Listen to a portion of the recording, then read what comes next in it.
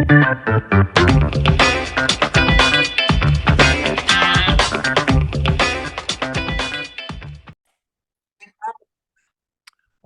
right. Welcome back to another episode of the Real Estate Investing Club. Today we have Larry Taylor from sunny Southern California with us today. He is the founder and CEO of Christina. A lot of redevelopment, a lot of experience, over 40 years of real estate experience in the package that is Larry Taylor. I'm super excited to jump into this. Larry, thank you very much for hopping on the show. Gabe, my pleasure. And thank you for having me on your show. I really do appreciate it. Absolutely. I told you before we got on here, we like to start with stories. We like to hear how people got to where they are. So why don't you take us back way 40 years ago to the beginning? How did you get started in real estate? Well, the very beginning is really goes back to age 10. We'll go back that far. It's a little bit interesting. I'll try to annotate it so that it doesn't drag. But I was born in a coal mining town in the East Coast, Uniontown, Pennsylvania.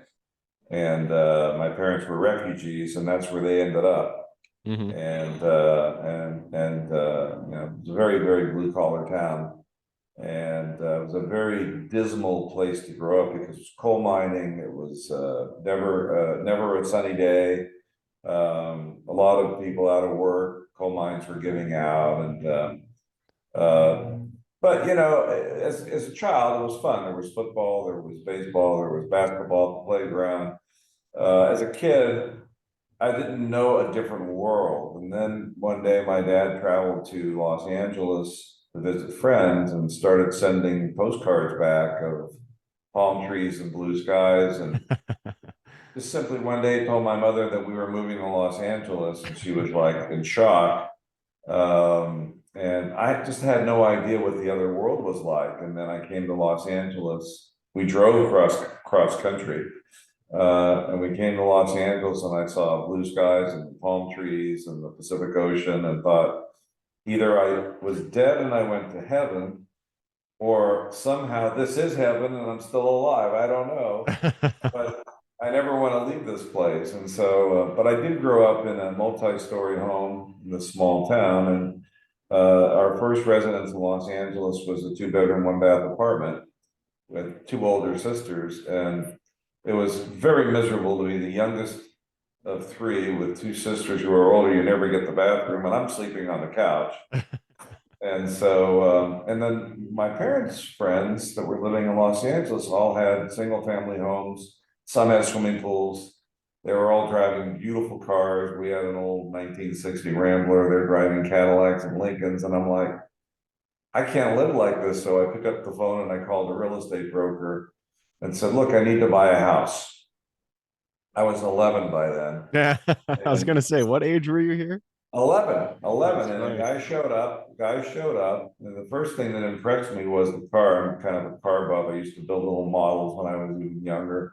And the guy shows up in like one of my dream cars, which at that time was a 66 Oldsmobile Toronado front wheel drive.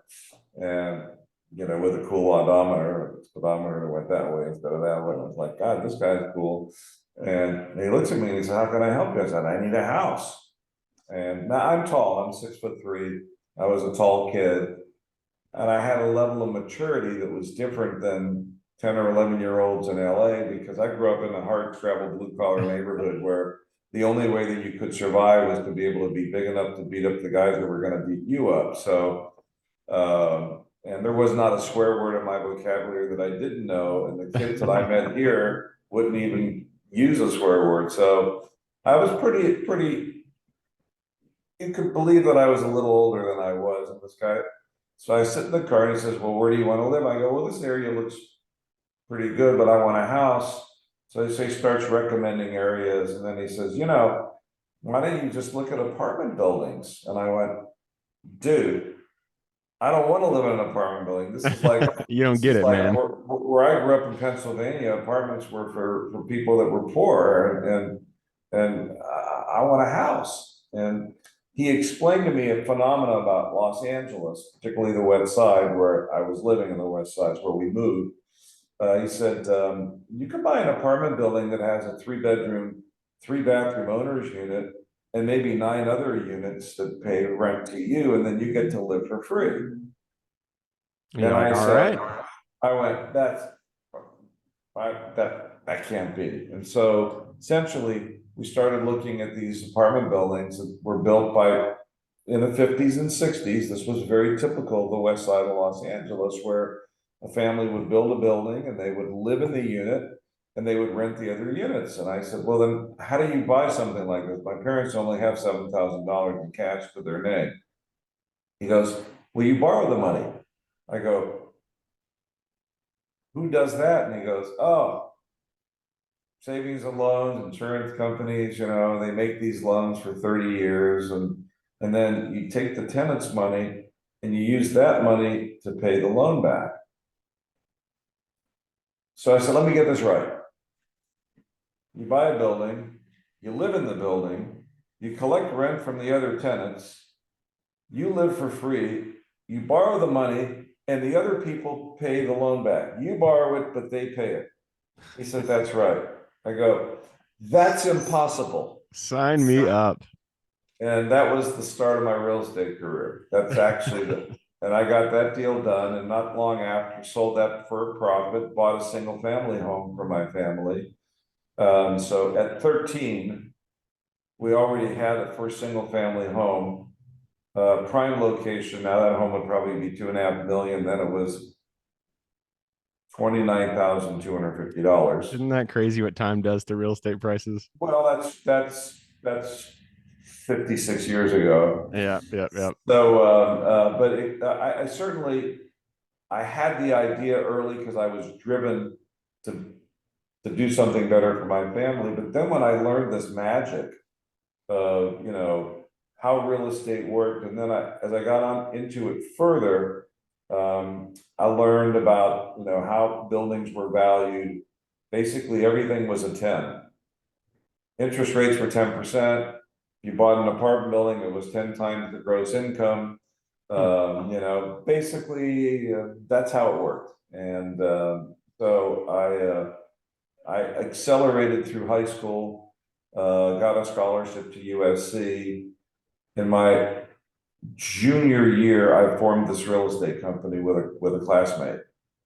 And we started buying apartment buildings during President Nixon's wage and price level freeze, where all prices, all goods, all services, all wages, all rents, everything was frozen. And I was Huh. studying.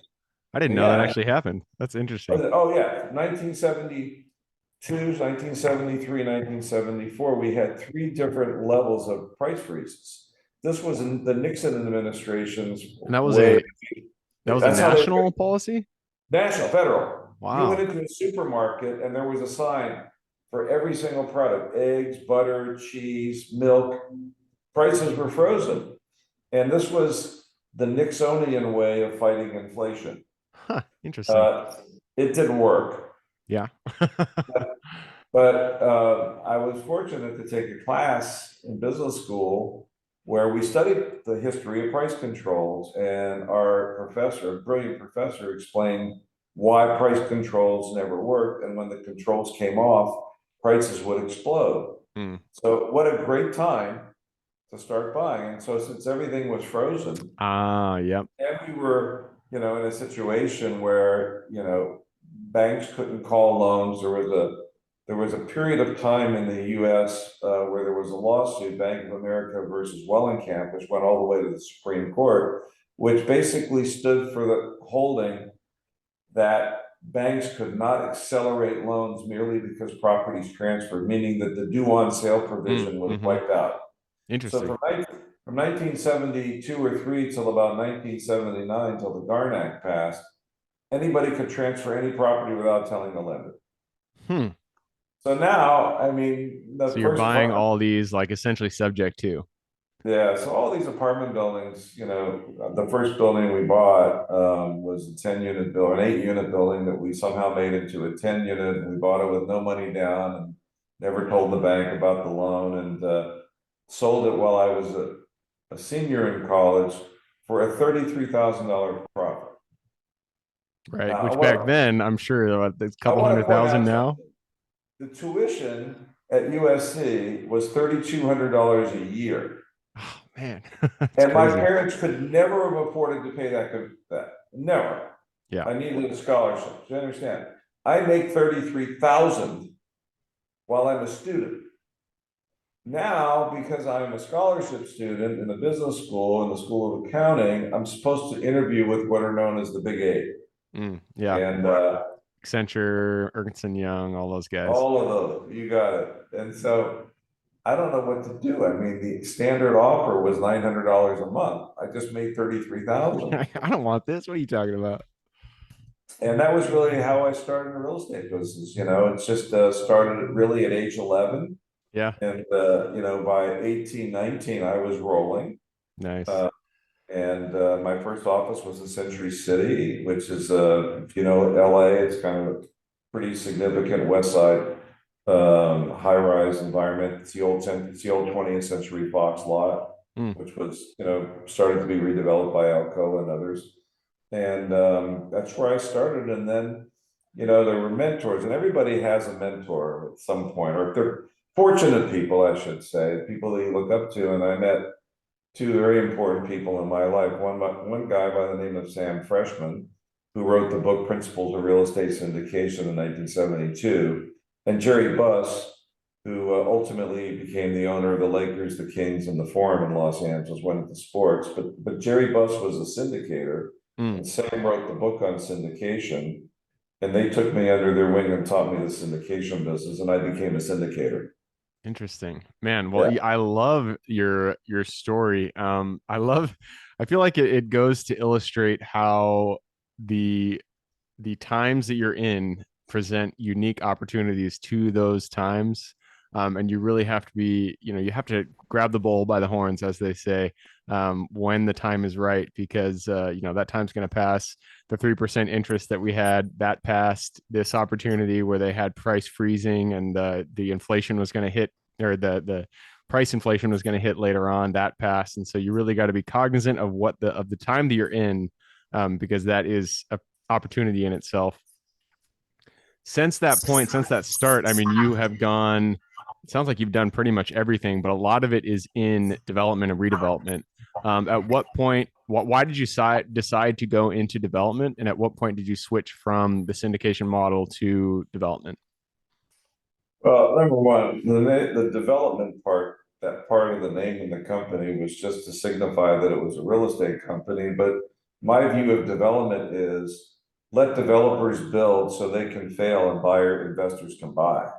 I think that, I mean, even though development was in the name of the company, and yes, the company has developed many properties, but only because, it's like drilling oil in a proven field. If there's a proven field where there's oil wells that are pumping 300 to 400 barrels a day, and you can drill an oil well in between the two others, you're going to get oil. Yeah. So if we own 4 buildings on a block and we can buy the property in the middle and build a building and pre-lease it, then, we just know what we're doing. But we've never been speculative developers. We are opportunistic investors that have only ever believed in the motto of location, location, location. We have the best year-round climate in Los Angeles. We don't own any real estate that isn't within 5 miles of the coast. We only invest in the 7 submarkets of West LA. There are no vacant parcels of land anymore on the West Side. The real estate values since we started in business nearly 50 years ago have only gone up. Doesn't mean there aren't periodic adjustments, but I can look back over 50 years and say that this is probably the most in-demand location in the United States, perhaps in the world. Yeah. Because it's the US. So we're not developers, we're really opportunistic investors. And syndication was a great model. It was a great business. It's still alive. Yeah. And so, I mean, you have so much experience and it's really hard to to crystallize that into something that we can digest in a 15, 20 minute podcast. But if you were to kind of look at what you've done over the previous 40 years, and if you could glean out one strategy that if you were to start again today, you feel would be just a tried and true solid strategy that you would definitely, redo if you did the whole thing again, which strategy would that be? Is it syndicating multifamily apartments? I believe in real estate, product is irrelevant. I think the Okay. most relevant thing is location, location, location. Yeah. None of us were, as we were growing up, were taught buy apartments, apartments, apartments, or buy office, office, office. You were always taught location, location, location. Yeah. Good neighborhoods only get better. Yeah. So, to say that, would I do something different or start over, or how would I do it differently or what? If that was your question, the answer is no. It's just find the right location. But remember one thing too is that when it comes to investment real estate, the value of the investment is very much tied to federal policy. Okay. The government subsidizes investment real estate.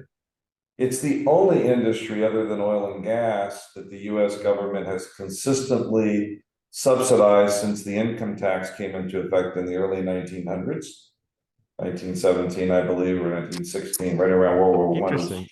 I didn't Yeah, know so that there wasn't an income tax. I thought that was something that started with, no, 1887 or whatever. no. And so the government stimulates real estate because it stimulates the economy.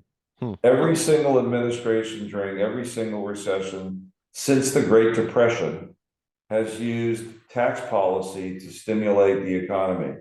So when you look at real estate, the investment grade real estate, and you look at depreciation, amortization, tax credits, capital gain shelter, all of these things, the idea of making money in real estate is not paying taxes. Mm-hmm. And great fortunes are made in real estate by owning great real estate, operating it effectively, never selling it, financing it when the opportunities are great because there's no debt, there's no tax on debt, and depreciating your properties and writing off your personal property and basically figuring out a way to capitalize on the increase in value of the real estate and never pay tax. Yeah. And that's how you make money in real estate. Everything else is irrelevant. Yeah. Yeah. And the tax side of real estate is something that, especially on things like podcasts, we don't often talk about because it's not the front end. It's not the underwriting and analyzing and finding good properties and negotiating and all that stuff. But there is a huge benefit, obviously, in the depreciation. And it's something that I feel like a lot of people, when they're just getting started, they don't really recognize how much that's going to benefit them.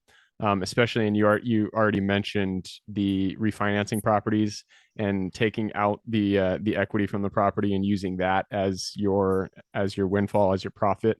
I didn't even recognize that until recently, and I think it was in Sam Zell's book where he mentioned that was the key to real estate is refinancing properties.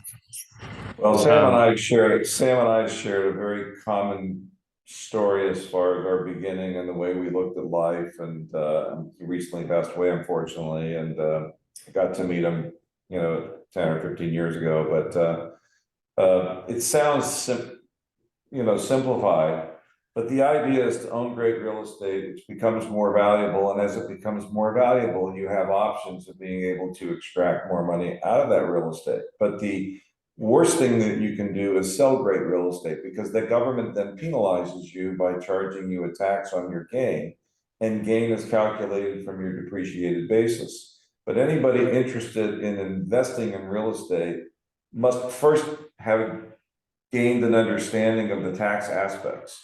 Because if you don't understand the tax aspects, you might as well not invest in the real estate. Because the penalty is extraordinary for getting out. Yeah. Because even if you lose money on a real estate investment, you'll still have a tax penalty. That is something I actually did not know. I haven't lost Well, money that's on right. a real estate deal yet, knocking on wood. But I did not know, and this is my own naivety here. So say I bought a property for 150,000 when shit just hit the fan and it didn't turn out well. I had to sell it for 100,000. You're still taxed on, the capital gain. Well, there is no Was capital it gains. was it an improved property? Um, well, you tell me, is there a difference Was it an between, apartment building or an office building or a retail building? yeah, let's just say it was, Right. yeah. Okay, so every year you file your tax return and you're taking your depreciation and amortization because the government requires you to depreciate the assets, right? Hmm. So you bought it for 150, you sold it for 100, but 100 of the 150 was building what you were depreciating. So by the time you sold it, your depreciated basis was 70. Mm. Now you sell it at 100, you lose the 50 of the 150, but Oh, you're going to right. be taxed from the 70 to the 100. Yeah, that makes You got sense. to pay tax on the 30 because you have to recover your negative What basis. you're right. Yeah, that makes And sense. you'll be Interesting. taxed at the maximum tax rate, depending on what your tax bracket is, but it could be as high as 40%. Hmm. And now you really feel bad because not only did you lose your money, but now you've got to pay the government. So there's a lot to understand. Real estate is an exciting business, but all the aspects of it when it comes to the investment side need to be fully understood. And most people don't understand that it's driven by the cost and availability of money and the availability of significant tax benefits. When you have those two ingredients, you've got a good market. If tax legislation is unfavorable to you, and if the cost and availability of money is not favorable, then you're going to be in a very declining market. And so right now, what's interesting is the cost of money has gone up 10 times. It's rendered almost any properties that were purchased, investment properties that were purchased based on a cap rate, it's rendered them 30 to 40% less valuable, Hmm. which means that all of those properties are now underwater from an underwriting point of view if they're levered, which means now the banks are holding properties that are worth less than the amount of debt. Government will then come in, the regulators, to say to them, tell your borrowers to put in more money. Borrowers are generally reluctant to put in more money or they don't have it, and the system starts to unwind. Yeah. So we've been unwinding now for a year and a half. People are praying for some relief that the Fed will somehow wake up and realize that they're destroying the commercial real estate business. I don't think so. I've lived this story before. I don't think we have the brightest people necessarily running things, although we do have some bright people, but at the end of the day, this creates opportunities for investors. Yeah. So, Warren Buffett, who always says, be greedy when others are fearful. Banks are fearful, property owners are fearful. Buy. Yep. So Yeah, that's they always say, what is it that every crisis is also an opportunity or something like that. yeah, out of chaos comes opportunity. Yeah, there you go. And that Unless, is, unless you're sitting there with an inventory of chaos, and almost anybody that's in the real estate business sees both. Wow, great opportunities are out there, but I can't get the bank to finance it, or I can't raise the capital to do it because banks won't loan and investors think the other way. They only want to invest when the market's going up. right. So, you might see the opportunity in the chaos, but your ability to capitalize on that might be limited because others might not share your vision. Yeah, which is why it's so important to understand the real estate that you're investing in forwards and backwards so you can communicate the value to your investors because you're right in markets like this it's difficult to get deals done, especially I feel like I do self-storage mobile home parks, and I feel like the pricing expectations has still not aligned between buyers and sellers. I feel like sellers are still thinking in the 3% interest rate zone and buyers are thinking in the 7% interest rate zone. And so we haven't met in the middle, which can get frustrating. But hey, I just took a peek at the clock. I love everything you've said. You have so much wisdom, but we do have to move on. It's time to jump Right. into the quick question round. Are you ready? Okay, sure. All right. Starts with books or any form of education. Give me two recommendations, one for general life wisdom, one for real estate specific. Definitely Sam Zell's last book, which is and I forget the name of it, but it's a great book. Something like, am I sounding Am I stupid or being something too like that? subtle? Yeah. Am I being too subtle? Exactly. I have it on my bookshelf. And the other book that I would recommend is Sam Freshman's latest edition of The Principles of Real Estate Syndication, Hmm. which will teach any investor the specifics of what they need to know to understand real estate investment. Principles of Real Estate Syndication. I like it. By Samuel Freshman. I think he's on volume edition 3. All right. All right, good recommendations. I have that Sam Zell book. I haven't read it yet, but it has been on my list because I do want to read it. He, especially, he's a big guy in mobile home parks, and it would just be interesting. He seems like such a colorful character, and I'd like to get his view on life. So, I'll definitely have to pick that one up. Moving us on to the next question, and this is for your younger self. We got to go way back. Let's go back to the version of you that was 10 years old, just getting into real estate. Go back to him, look him in the eye, give him one piece of advice moving forward. Never give up. Never give up. I like it. Good advice. I think you might be the first person to say that, but feel like that is very good advice, especially in real estate, because you're going to get kicked in the face more times than you can think. And you'll want to give up, but don't give up, because the only way to win is just to keep moving forward. Good advice. Next question is about the US. It's a big place, a lot of opportunity out there. I think I know how you're going to answer this, but I'm going to ask it anyways. Which metro are you most excited about investing in today? I would never leave the west side of Los Angeles. There you go. Niche down, niche down. I love it. All right. Next question is about finding deals. Every deal starts with the acquisition, starts with the finding of the deal in the first place. So what's your favorite way to find good deals? I read the obituaries every morning. Interesting. Okay. Go into that a little bit more. Well, great real estate rarely becomes available. Hmm. Okay, and probably more than 75% of great real estate in the United States is owned privately. Right. People don't sell. But when there is a death, okay, there's generally an estate tax to pay, and that creates a situation where a seller who's owned a property for 50, 80, 100 years may have to sell in order to be able to pay estate tax.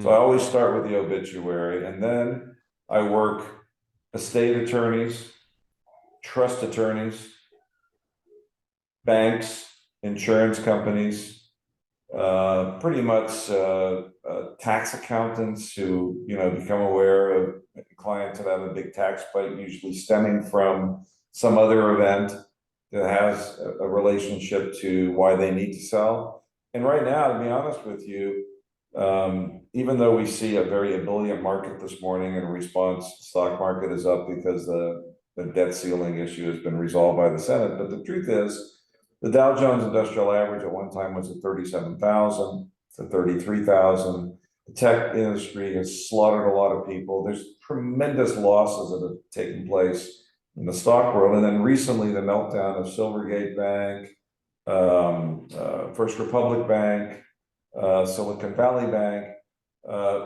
People who own stocks in banks have lost a fortune.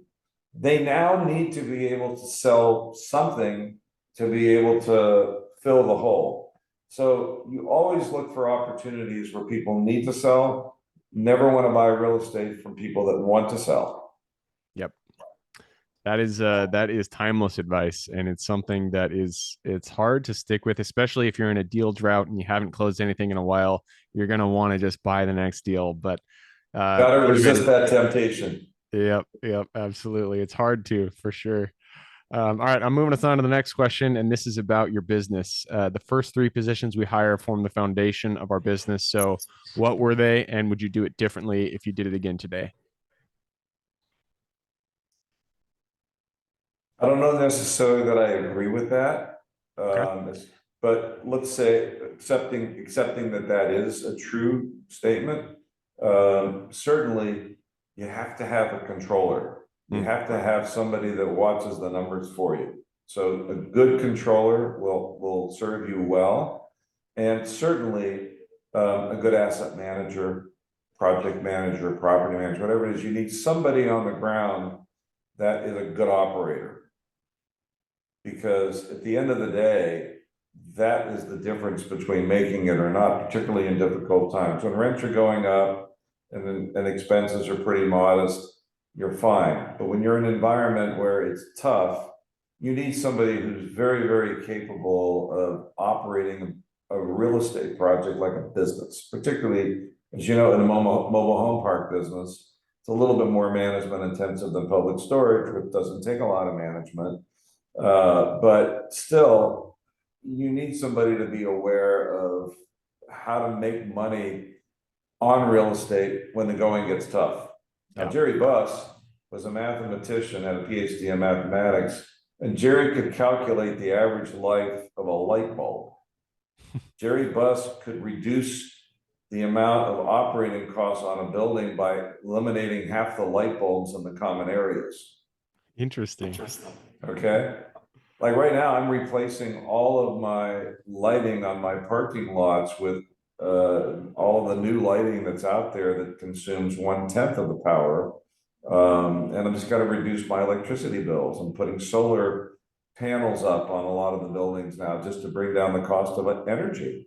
Where it's finally become cost efficient. But I would never have thought of that if I didn't have good people on the ground. So the first hires would be an operator and a controller. So you can go out there and do your thing and then let them take care of making sure that the property operates efficiently and the money that you need is there to pay the mortgage and your operating expenses. I love it. I feel like that is the best way to do it. Operator, controller. And man, you're talking about mobile home parks, they're being a little bit more intensive.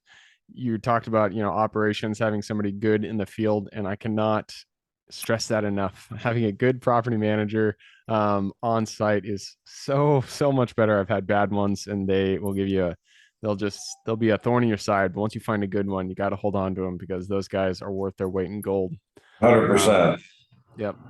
All right, moving us on to the next question. And this is, let's see, I lost my spot, so I'm just going to have to look through here. There we go. So none of us are islands. We all stand on the shoulders of giants. So give me one mentor who has contributed significantly to your career today.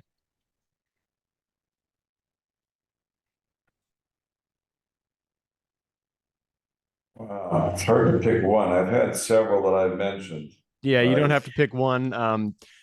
It's you can do a handful. You can just shout them out. It's just an opportunity to give you a chance to thank the people that got you to where you are right now. I'd simply say it was Sam Freshman that taught me syndication. It was Jerry Buss that reinforced that. Certainly I was motivated by a number of others that came along the way that have left us. Some names that I wouldn't mention because they're very well-known names and I don't want to bring them into the press, but I would say with those two, which turned me on. There was one other person who's no longer with us who was a very sophisticated CPA and tax person that really reinforced the tax aspects of real estate, which is the whole reason that this whole investment world exists. And he's no longer with us either. So my mentors are all dead. Yeah. Except Sam is still alive. But I saw a guy last night who's still around named Dick Simon, who started a number of different real estate companies, Arden, which went public, and sold to General Electric. And now he's got Rexford Industrial, which is a publicly traded REIT. His operating partner at Arden started his own publicly traded REIT right now. And then I was at a dinner last night honoring a good friend of mine named Robert Hart, who owns a company called True America, which I think is the 4th or 5th largest apartment owner in the United States. Or Hassan Naji, who's president of Marcus & Millichap, who's a good friend of mine, who, these are the people that I'm surrounded with, previously and currently, but, these are industry leaders. I could tell you that Jamie Dimon is a mentor. When Jamie elevated my firm into the KREG group, which, were the vaulted, the best borrowers that got the best financing. In fact, because I'm in that group and because of Jamie Dimon and because of the dinners that I had with Jamie over the years, I just got a loan on an apartment project on the west side with a debt coverage ratio of 115, which we haven't seen in the last 2 years. All right. I love it. And a rate reduction yesterday. Wow, there you go. Right? Okay, but that's Jamie Dimon. He says, look, I only want the best borrowers. I want the smartest ones. I want the ones that I can rely on that will pay me back. And I will always service them no matter what the market is. Yeah.